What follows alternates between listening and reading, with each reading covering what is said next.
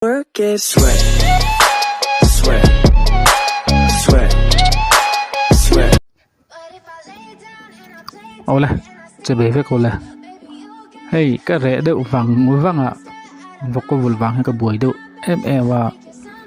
còn ở cái này vắt lâu này nghe mua sẽ vào cái online này để lâu hơn cho thằng ở liền em là vào tuần trước mà hiện in video thar cái nó thì số là đó này Mizo status saver thì đó na cái status khác cần download thì đó này chứ thì đàn lệ feature ngay cái tel te download đàn te cái sir hồ đó này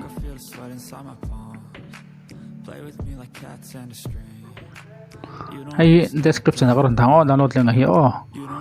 karon tanga in lu tanga te chon ni phone akhan browser ina mo chrome ina mo an browse do na ni te chon ko block ai lu tanga he thu je ka hi share ve nga claim ka da hi te chon download dot ini lu tang te chon in direct in an browse do na ni te chon download in lu tang in download zo khan in lu tanga ti hian ta nang ti na ta Mizo status saver ti na ta motu ngop ta kan hing mo ti chuan in continue wanga chuan ta hen folder en siam don ani chu in download na tu folder ra kha elo in peng ha start nga go ti tan tinga metanga tikhan tekhen nan hi lu tu ta status kha report omta report somta serama save ama indu jin share te save ani lu ta nga tikhan in download in color ma lang chuan in Mizo WhatsApp ania Mizo GB WhatsApp ani le ta chuan save cha kha he tinar tongo video poni sela chuan setting ai lu ta nga in share du chuan tikhan in lu tanga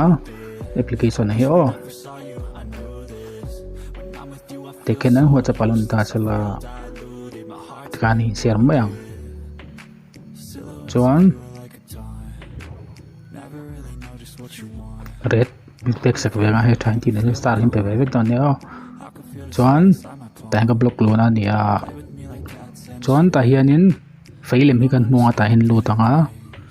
ta hianin WhatsApp in biak thai nga lo hi ka ta tela in lok mang tang kai don dia khati jong khati sala